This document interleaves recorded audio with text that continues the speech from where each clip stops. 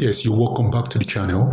What I saw in the convention, not only me will see it to my eyes, I need to bring it to my subscribers. I want to appreciate all my subscribers for clicking the notification bell, for watching the videos and believing in Biafra, which is the most important. God bless you. Let's watch this video together. This is how our culture, our heritage is being shown to the world. The world has come to reckon with us because we are the greatest race in the world. I'm not our race, we give liberation to other brown skin race.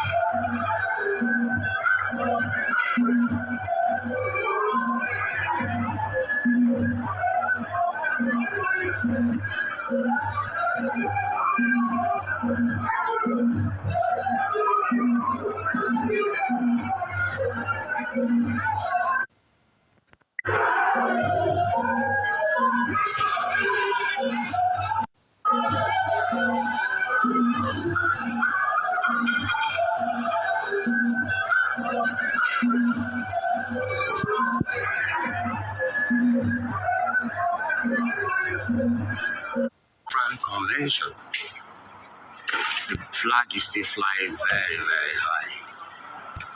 And look at our people arriving. Our people arriving. Our chief of staff is here. We are arriving everywhere. Security. Come, let me roll this. Okay, so should I bring this? Yes, please. Thank you. That is why we are here today. So Akwa Ibom is song. Ivan is song. Meneki Komufo. Say song. Itade Kondo. May God Almighty bless you. Thank you very much. Thank you. Thank you so much.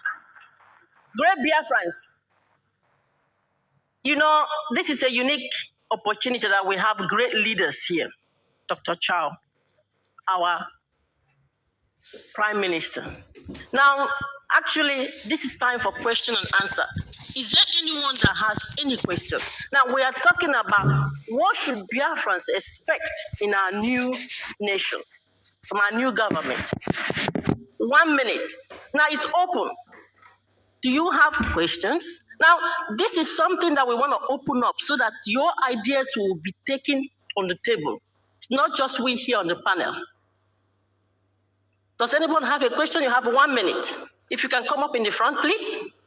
Then I'll give you the phone. You ask your question to whoever you want to ask, and then we can answer. 1 minute.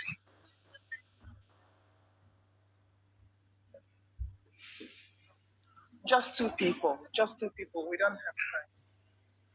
Good afternoon. As a Biafran, my name is Abuchi. I'm from Biafra.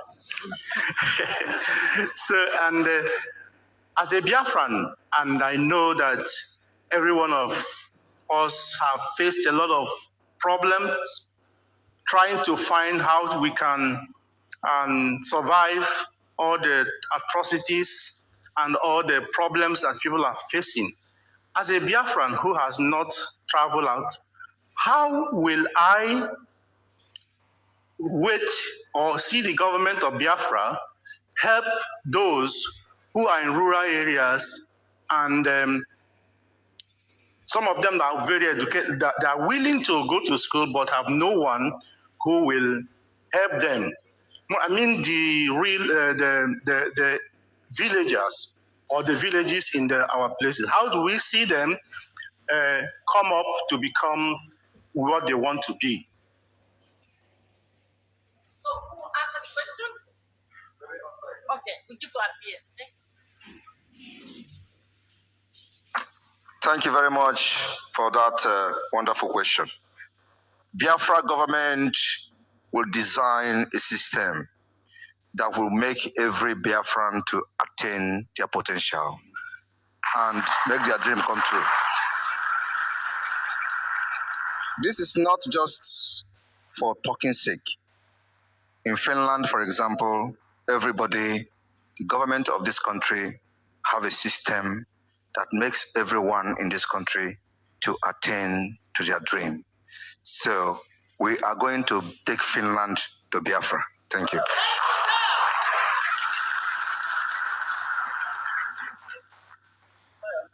Thank you, sister. I mean, good afternoon, everyone. My question, I'm sorry, in English, okay. When Biafra comes, because I remember when there was a curfew and medical doctors were called to duty and nurses were called to duty. And I know we all come from different states, and pharmacy, we operate in different, ways. I live in Massachusetts, and I've been a pharmacist for 35 years. And the way board of pharmacy operate there is very different from Finland, from all over. So my question is that when Biafra comes, because when I heard the doctors, nurses call back to duty when there was a curfew, I didn't hear pharmacists. I said, does it mean that when Biafra comes, pharmacists will not be seen as health professionals? So I want to know, because my plan is I want to go back home and establish there. And I know that I have a lot of, ways that I can help my people over there. So my question is that when I go back there, when Biafra comes, will I be seen as a health professional or not?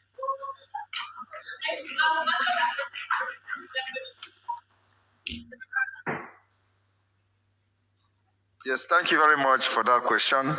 When we are making these measures, we see all health practitioners as the same, both the doctors, nurses, and pharmacists.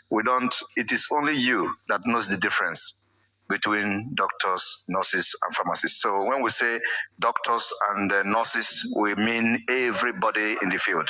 Thank you.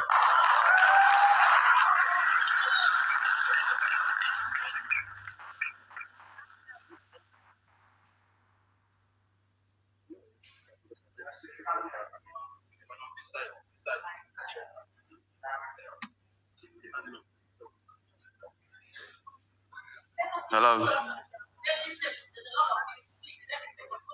All right. Yeah, my name is Chukwumezie Eche from Dallas, Texas. My question is, when Biafra comes, how are we going to deal with people in diaspora that are not part of the struggle? Are we going to employ a South Korea method, Israel method? Because I know there's a whole lot more of people that should have been here, but they're not here. What are we going to do to them? Thank you. Thank you very much for that question. I must tell you, when you say South Korea method doesn't fit the wickedness of those people. We are going to adopt more stringent measures for them. Thank you.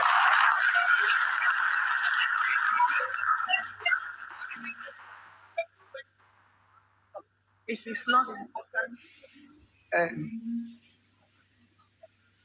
I greet everyone here. My question is, our Prime Minister said that our next referendum will possibly be held in Biafra land. And my question is now, recently, the Australians, they had a referendum. I don't know if people are aware of that. And you know what happened there. So my question again about it is there a lesson we can learn from their experience? Because in Biafra, we don't know, some people might vote against, even though we've done our voting here. Is there a lesson we can learn from that experience? That's my question. Thank you. Thank you very much. I think our Biafra case is very peculiar. And Australia, if we talk about lesson, it's not just about lesson. We are going to design what works for us.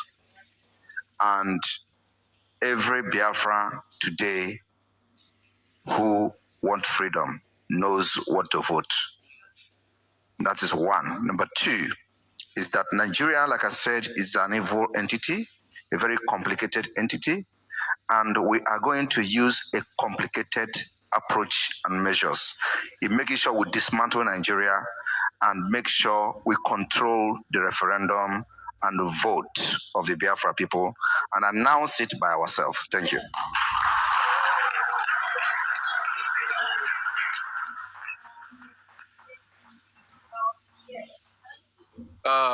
Thanks, Mr. Prime Minister.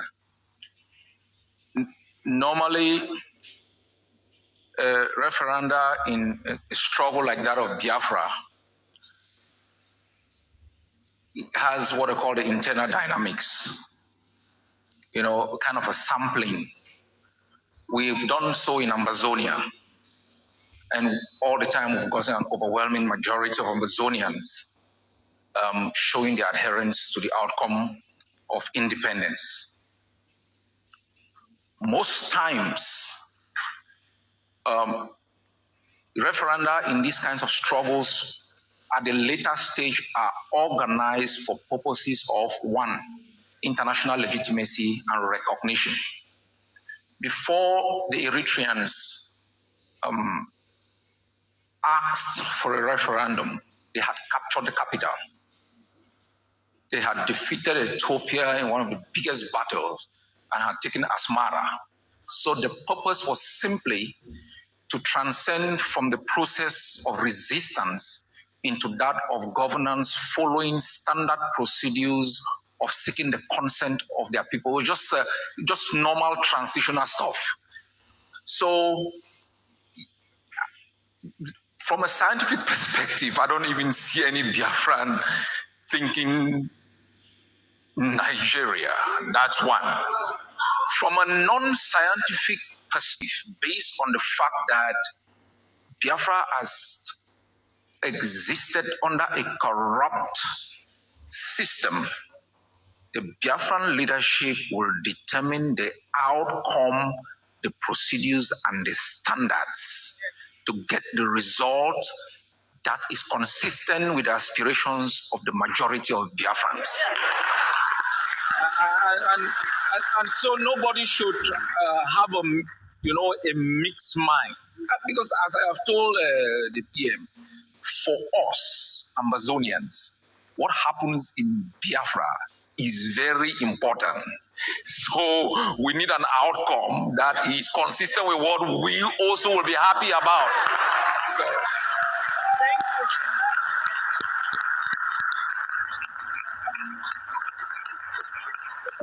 Thank you. Thank you very much, Dr. Cho. And, to add to what you have said and the support of that, that's why we have adopted the approach of the delegitimization of the Nigeria within Biafra land, from the security terrorist apparatus down to their administrators and those that represent them within Biafra land. It is a gradual process, one step at a time. Like I said, by the time we are going to declare Biafra, you will not hear anybody shooting one gun. Thank you.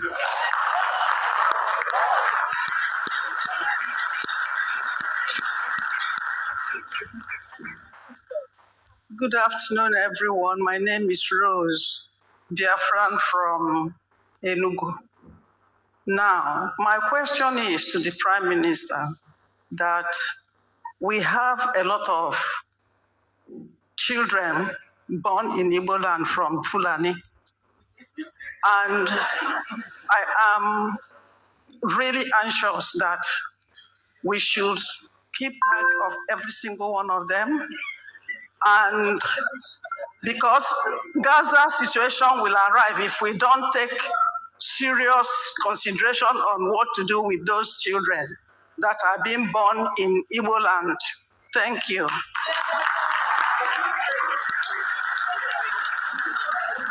Thank you very much. This is a very sensitive comment, and I must say that the Biafra government is not going to be discriminatory government. We will adopt the most internationally accepted way and norms to govern our people. And for that reason, we are going to enact laws that will put to rest your worry. And again, I'm going to use many developed countries, for example, where you have those people you are afraid of, yet they still maintain order and law. So Biafra is going to develop our charter, modify it to suit our need and to solve this particular problem you are scared of. By making sure, if you look at the charter, you understand about the religion, the freedom, religious right. You find out that in the wording of that particular section, a lot of those things have been addressed, because we are going to suppress anybody that is coming to Biafra to kill us in the name of religion. It's not going to happen. So I promise you that.